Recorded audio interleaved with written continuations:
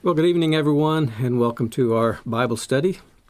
I'm glad you could join us tonight, and tonight's Bible study is called Bible Origins, A Journey Through Time. And so the reason we're doing this is occasionally I run into someone who doesn't think the Bible can be trusted, or they don't think it's translated correctly, or they start finding errors or what they think are conflicting stories. And usually that's because they haven't interpreted the Bible correctly or they're not reading it correctly. But when I'm dealing with somebody like that, I try to remind them there's been over 800 million copies of the Bible sold since the 1611 King James Bible was translated.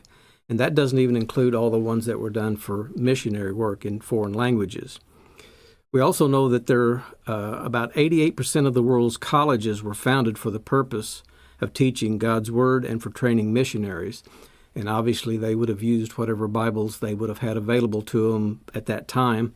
And of course, each college would teach according to the instructions and the way they understand the Bible. And a lot of times it's not exactly correct.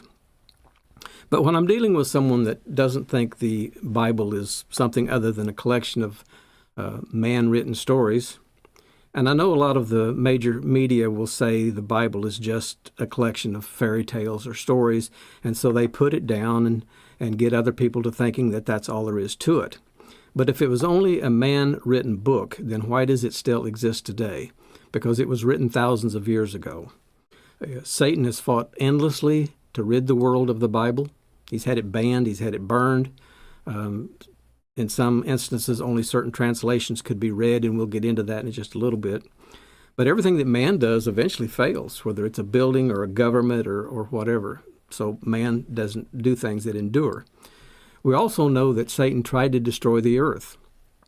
So if you understand the difference there between Genesis 1 and Genesis verse 2, with the tohu and bohu, how the world became void, then I know that's a rather long story, and we'll get into that some other time if we need to.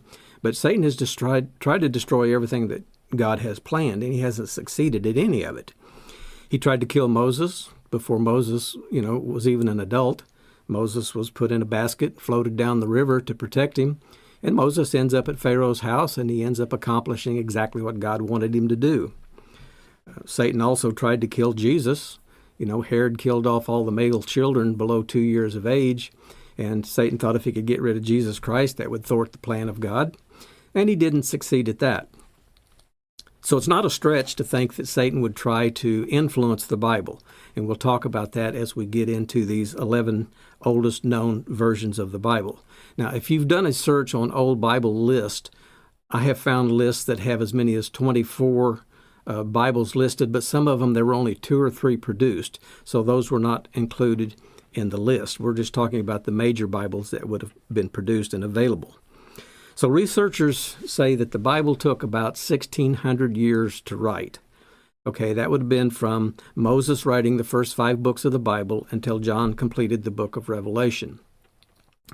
And so we look at the first 39 books of the Bible. This is what we call the Old Testament, and it was apparently written between 1400 BC and 400 BC. And the book of Genesis then covers the longest period of time of any single book in the Bible. It covers approximately 3,600 years. And so people will challenge, those of us who believe in the Bible and say, well, how could Moses write the first 5 books of the Bible and span 3,600 years when he wasn't there? Well, obviously, it had to be God-inspired. No man could have known all of those historical things. There might have been some things preserved, in some kind of ledgers or something or some sort of writing, but it had to be God-inspired for Moses to cover that much territory. So then when we get to the New Testament, there's 27 books called the New Testament, and they were written between AD 50 and AD 100. And I want to point out, AD 50 is quite a few years after Jesus Christ was crucified, because Jesus would have been crucified somewhere around year 34, 35. And the reason there's a difference there is historians don't exactly agree on when they started BC and AD difference. And I've found as much as 4 years difference in timelines there. So these dates don't have to be exact. But the point being, all of the New Testament was written after Jesus Christ was crucified. So he could not have taught from the New Testament. Everything that Jesus taught came from what we call the Old Testament. So the books of the current biblical canon were written by 40 known authors. They were inspired by God to write the 66 books of the Bible, and those writers actually covered 3 continents, 3 languages, which was Hebrew, Aramaic, and Greek. Now, I would challenge any group of playwrights from any continent, anywhere in the world, to put together 40 authors or 40 playwrights, script writers, screenwriters, whatever you want to call them, and have them write 66 chapters to a play and have it be as consistent as the Bible is as far as prophecies and timelines, and they just simply can't do it. And this covers 1,600 years. That would be impossible for man to do and maintain the consistency that the Bible has. Now, there were other books written during this time as well, and this would be in what we call the intertestamental period, and that would be between Malachi and Matthew, and they're known as the Apocrypha, and there's actually 14 books, and they were initially included in the King James translation of the Bible. Now, I'm not going to talk about how they got there or the false authors and the false doctrines that are in them. We'll cover that some other time, but why are they not in our modern Bible? Well, if you study Catholic teachings, they will encourage their memberships to read the Apocrypha, but they admit to them that it is not inspired writings. So it's somewhat historical. A lot of the writings are historical. And if you're Satan and you want to confuse people or get them off track, you can't do it with a total lie. You have to include some truth. And so that's how Satan works. And so a lot of the history in the Apocrypha is true. But a lot of the remaining stories are not true. So if people believe the history and they say, well, this is true, then they tend to grab onto that which is false as well. And so that's a pretty neat trick. But anyway, the Apocrypha was part of the King James Bible for 274 years. And it was removed in 1885 because the church fathers, people that became more educated about what should be in the Bible, began to realize that there were a lot of contradictions in those 14 books. So they're not included anymore in our modern translations unless you have a Catholic Bible. So let's start talking about King James. Why did he want a new Bible translation? Well, the answer is actually quite simple, because the translations that he had, the Geneva Bible and the Great Bible, didn't necessarily agree with the positions of the Church of England or the Protestants of the day. So if you're the king and the Bible doesn't agree and it doesn't teach your doctrines, then you just have scribes and whatever get together and you translate it differently. So tonight we're going to go over these 11 known oldest Bibles, go all the way back to the oldest one that we can find in history. And before we do that, I want to show you a Bible that was actually found in Ethiopia. And this is, I think, a complete Bible. It has a hard back and a hard front inside that leather case. And I told Lenora, I said, wouldn't you just love to drag that to services and try to find scriptures while somebody was speaking? That thing's got to weigh 25 or 30 pounds. So that thing's about 1,000 years old, if I understand correctly. So it's in very bad shape, but cannot be handled. All right, so we're going to pick up with the King James Bible, and everybody's probably familiar with the King James Bible. We've probably owned one at some time, and it was commissioned in 1604, and then it took 7 years before it was published in 1611. So it's quite a feat to translate the Bible, and it's still a landmark English translation. It has significantly influenced literature, culture, and even the English language. It was commissioned by King James I of England in 1604 during the Hampton Court Conference. So the need for a new translation arose from the dissatisfaction with existing versions, particularly the Geneva Bible, which was popular among Puritans, but it contained marginal notes that were politically and theologically controversial. So King James, he aimed at creating a new translation that would be acceptable to all factions of the Church of England. And so it was to promote unity within the Church of England. So the translation team was about 47 scholars and translators. They were divided into 6 committees.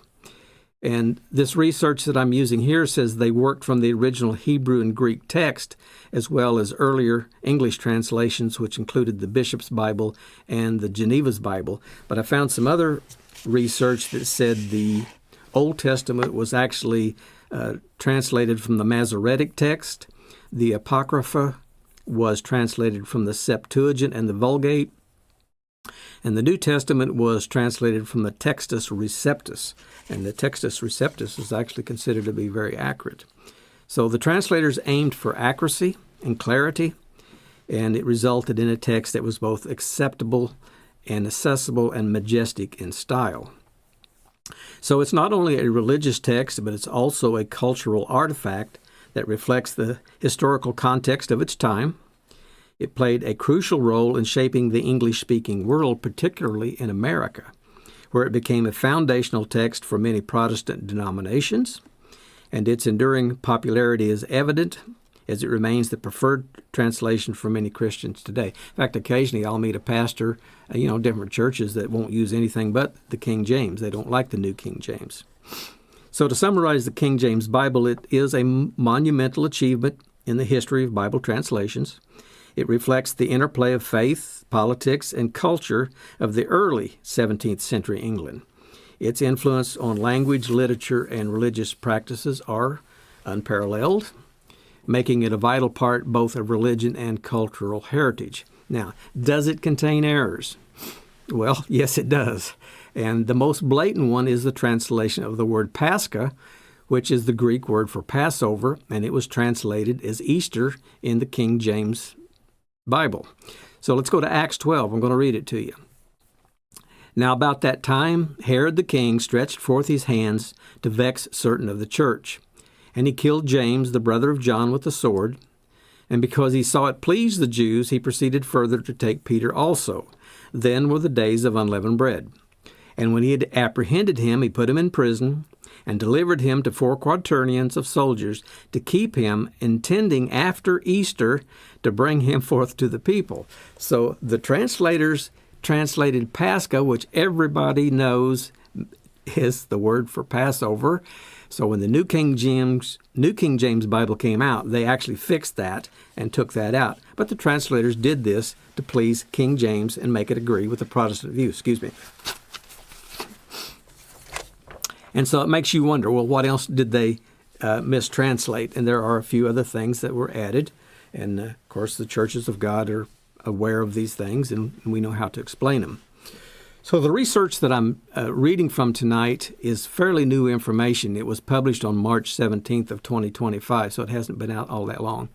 And I did not do this. I got this off of the internet from a man named Pratik Patel. His first name's Pratik. And his last name Patil, and he has a website called oldest.org, and you can find all this information on that website. So number 10, which is right after the King James Bible then, is the Bishop's Bible. And if you look at how they spell holy, H-O-L-I, and the Bible, B-I-B-L-E, if you can read that there on the front page. And it was published in 1568, and it was in English. The printer, writer, and translator were the Church of English Bishops, and I believe the location where it was discovered or published was in England. So this is an interesting choice to start with, because immediately before the reign of Elizabeth I of England, her half-sister, Queen Mary, was known as Bloody Mary, she banned the Bible from England. And that's one way the church actually controls their teachings, is you just ban a Bible if you don't like it. So when Elizabeth I took the throne, she immediately reinstated it, and she asked the Archbishop of Canterbury, whose name was Matthew Parker, to come up with a new version of the book. So the results of this is known as the Bishop's Bible. And the Bishop's Bible was translated by fewer than 10 bishops, and based on 3 earlier versions of the Bible, one in Greek, one in Latin, and one in Hebrew. Unfortunately, the language in the Bishop's Bible is quite archaic. There are several blunders. This is what we would call mistranslations, and though it's possible to find, it's rarely reprinted today, so it's been out of circulation for a while. Now, if you look at this page here, That says the Psalm of David, but it looks like the Psalms of Daoud. So these things can be very difficult to read because the F's and the U's and the V's and the S's are quite different. U's and V's look exactly alike, as do the F's and S's. So I have some of these old Bibles. I don't even try to read them anymore because it's too taxing on the old brain. So number 9 then is the Geneva Bible that we just mentioned. And it was published in 1560. And it is an English translation. The printer, writer, and translator was William Tyndale and Miles Coverdale. Now, Miles Coverdale's name is going to come up 2 or 3 times as we go through these Bibles. And it was located in Geneva, Switzerland, so that is how it got its name, Geneva Bible. It was created in 1560 in Geneva, Switzerland. And why in Geneva? Well, because those who disagreed with the church in Rome had to hide or go into seclusion. And this has happened quite a bit down through time. If you disagreed with something that was in the Bible, it could cost you your life. So it was an English Bible, and during the reign of Queen Mary, many English theologians actually fled to other parts of Europe to continue their religious studies. And it was due to this migration then that the Geneva Bible came to be. It was mostly translated by William Tyndale with help from Miles Coverdale.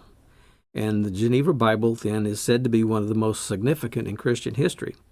It was the primary translation for many years and was even brought to America by the Pilgrims on the Mayflower.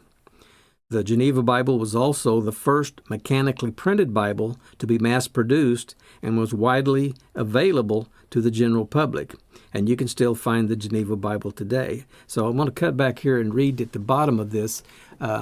If your screen's big enough, down at the bottom of the Bible it says the primary Bible of the 16th century English Protestantism. So it was full of Protestant views and their ideas, which is not uncommon. And we'll tell you about how some of that came to be. I don't know if we'll get to it tonight or not, probably in part 2. So getting to number 8 is called the Great Bible, and it got its name because of its actual physical size. This thing is about 2 foot tall. It's about 6 inches thick and probably weighs 30 pounds. I had another picture of Martin Luther standing at a podium with one of these on the podium, and this thing is indeed the Great Bible. But if you look at the cover, I don't know if you can read that or not, it says the Bible in English, and that spelling is atrocious to us today. But it was published in 1539. It is in modern English, and the printer, writer, and translator is Miles Coverdale, and it was published and discovered in England. So this Bible was commissioned by King Henry VIII of England, and every parish in the country was required by the king to buy a copy of this Bible from the crown. So that's another way you control what people are reading. You have it translated, and you sell it yourself. So there were 6 full editions of the Great Bible, and there were more than 9,000 copies made. Now, 9,000 copies doesn't sound like a lot of copies to us today, given that, Bibles had over 800 million copies. But you have to remember, in the 1500s and earlier, there weren't a lot of people that could actually read and write. And so somebody had to read these texts to them. And so usually it was the minister at a church or the bishop or whoever, was in charge in the clergy, and they would read to the people, and the people had no way to check up on them. And so this has been a problem down through the ages until the modern times when people could actually read and write. So this was the only version of the Bible that was permitted to be read in the English churches. There again, complete control. Most of the Great Bible was based on the Tyndale Bible, which really wasn't much of a Bible at all. It was simply a collection of biblical text written by William Tyndale. It was also the first Bible to have a colored title page. So that takes us to number 7 then, which is the Coverdale Bible. It was published in 1535, also in modern English. Printer, writer, translator. It was compiled by Miles Coverdale. And it was discovered or published in either Zurich, Switzerland, or Antwerp, Belgium. They weren't sure. but it was the first Bible to be a full modern English translation of the full Bible, and it contained both the Old and New Testament. Remember, we're going backwards, so everything I've mentioned after this is also, or before this, is actually a full Bible. We're working backwards. So trying to read the top of the page there on the right, it says the New Testament of our Savior, Jesus Christ, and then it's the Gospel of St. Matthew. But you really have to look at those letters. If I didn't know what that said, I wouldn't be able to tell you how to read it. And there were several editions of the Coverdale Bible. There were at least 20. And the final edition was published in 1553. One of the most interesting things about the Coverdale Bible was the man who did most of the work in creating it. And of course, his name was Miles Coverdale. And he actually made a career out of printing Bibles. In addition to this Bible, he also worked on other Bibles, which we've already mentioned, the Geneva Bible and the Great Bible. So now we're getting back into number 6, and we're getting into some names we might not be so familiar with. This is the Leningrad Codex, and it was published in 1008 A.D., and it's in Hebrew. And the printer, writer, and translator was Samuel ben Jacob, and there were some others. I didn't list them by name. And it was discovered or published in Cairo, Egypt. So the Leningrad Codex is known for being the oldest complete Hebrew translation of the Bible. In addition to its historical and religious significance, the Leningrad Codex is one of the best examples of Jewish medieval art in existence. Now, we're showing a page here that I can't read, but we know what it is, and because the only way we know what it is because the internet guy says this is what it is. I may have that upside down. I can't tell. But that's what it would have looked like on the inside. But the manuscript also proves that the Old Testament of the Bible has barely changed in thousands of years. And so there have been a lot of examples of manuscripts proving the Old Testament. And every time they find one, they find it's word for word. It has not changed. And so I want to read Romans 3, verses 1 and 2. What advantage then has the Jew, or what is the profit of circumcision? Much in every way, chiefly because to them were committed the oracles of God. And so what do the Jews consider the oracles of God? It's not the New Testament. It's not the Apocrypha. The only thing that a Jew today would consider the oracles of God would be Genesis to Malachi, or what we call the Old Testament. And so they have preserved that, and they have hung on to that. I'll come back to this in a little bit, and we'll talk about why the Old Testament hasn't changed. But one of the unusual things about the Leningrad Codex is that some of the books are out of order when compared to traditional Bibles, and that's not uncommon. It's also in remarkably great shape, considering it's more than 1,000 years old, and today the Leningrad Codex is at the National Library of Russia. It's in Russia. All right, takes us to number 5, the Aleppo Codex. It was published in 930 A.D. The language is also Hebrew. And the printer, writers, and translators were the Masoretes. And it was discovered in and published in Tiberias, Israel. So the Aleppo Codex was actually a full manuscript of the Bible. It was held and protected for more than 1,000 years in a number of Jewish communities in Egypt, Jerusalem, and in Syria, and that's, of course, where it gets its name. It was held in Syria until 1958, when it was smuggled out of the country and given to Isaac ben Zivi, the president of Israel. And in total, this manuscript is 294 pages, though there are many missing pages due to damage from a riot in 1947. Since there have been a number of attempts to find the missing pages, though ultimately no one knows what happened to them. And today the Aleppo Codex is housed at the Shrine of the Book at the Israel Museum. So there's lots of Bibles that have been preserved, okay? Now we come to number 4, the Codex Ephraemi Rescriptus. Now, if you look at that text, you're going to say, that looks like a bunch of scribbles. And if you look closely, you will notice the text beneath the surface text is upside down. And apparently writing materials were very hard to come by. This complete Bible is written on used material. Now, whether they tried to fade it by wiping it or whatever, I can't tell, but they just turned it upside down and wrote this translation over the top of it. And so as it has aged, it may have looked better than this when it was first done, but as it has aged, it's very difficult to work with or to read. So this was done in 460 A.D. It is in Greek, and the translators and writers are unknown scribes. They don't know where it was located, but they think maybe Egypt. So the Codex Ephraemi Rescriptus is another ancient Bible. Originally, it is believed that it was complete, but today most of the Old Testament is missing, and only about 2/3 of the New Testament exist. Researchers believe that this text was written by 2 scribes, but their identities are not known. Experts who have studied the Codex Ephraemi Rescriptus believe that those who wrote it were based on other manuscripts, so they think that they just copied, and maybe Greek was already transcribed for them. So the scribes switched from one manuscript to another as he wrote. Today you can see the Codex Ephraemi Rescriptus in Paris. It's housed at the Bibliothèque Nationale de France. Takes us to number 3. And this is the Codex Alexandrinus. And this was published in 400 to 440 A.D. It's also in Greek. Now, this one's done very nice and neatly. And one thing about these translators and scribes years ago, they very carefully hand-copied this stuff. And it's done by unknown scribes. They think it was published in Alexandria, Egypt. It was gifted to King Charles I of England in 1627. The Codex Alexandrinus is certainly one of the oldest Bibles in history. It's a total of 773 pages. It's a full reproduction of the Bible, and it's available in the website of the British Library. So I guess they've scanned this, and you can get copies of it. The pages are made of vellum.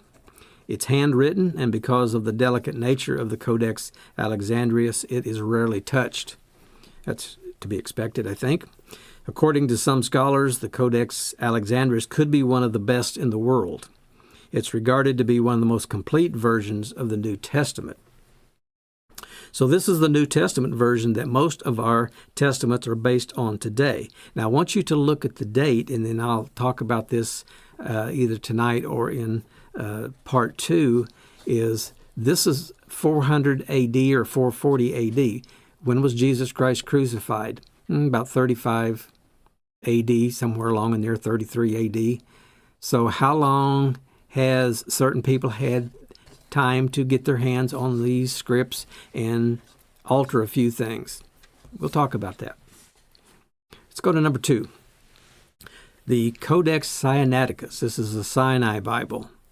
This was published in 330 to 360 A.D.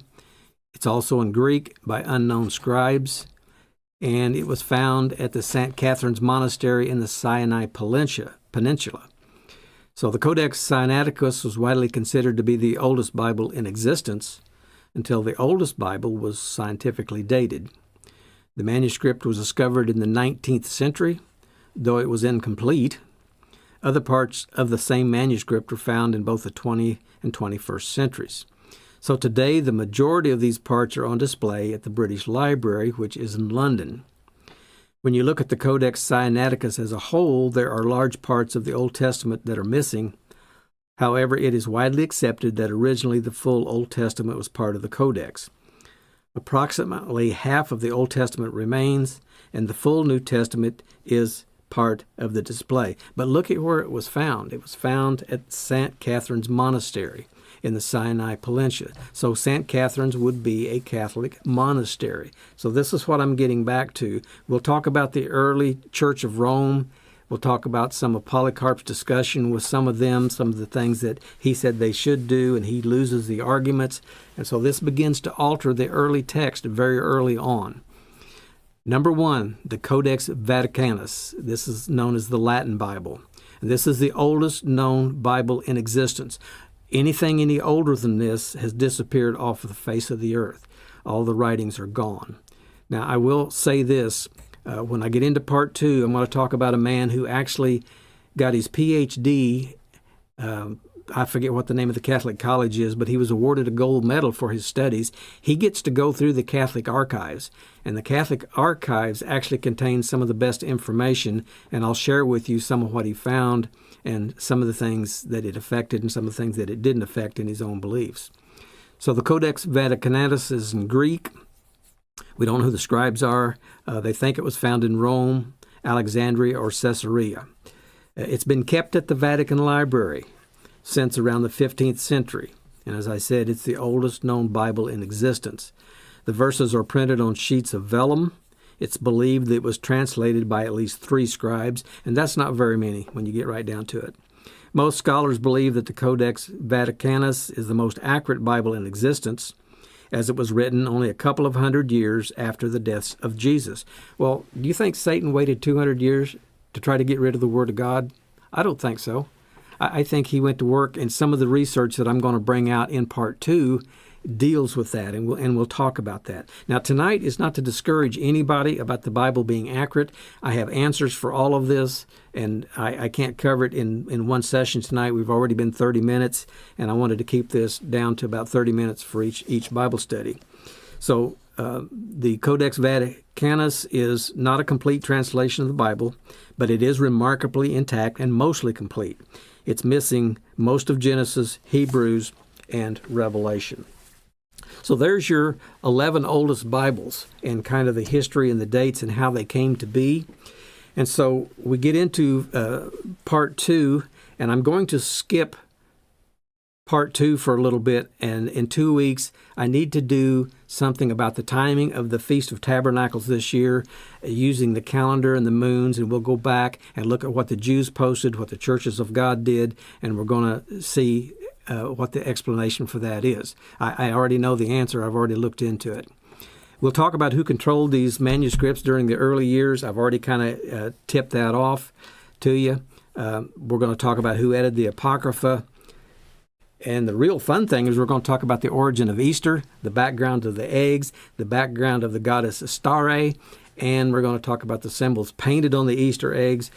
And then we're going to throw you a real curveball with when did the Christian cross first appear? It wasn't when Christ was crucified. This one's going to blow a lot of people away. All right. Why are the Hebrew Scriptures still the most accurate and unchanged part of the Bible? I said I would come back to that. If you think about it, the Scriptures were given in Hebrew originally, a little bit of Aramaic.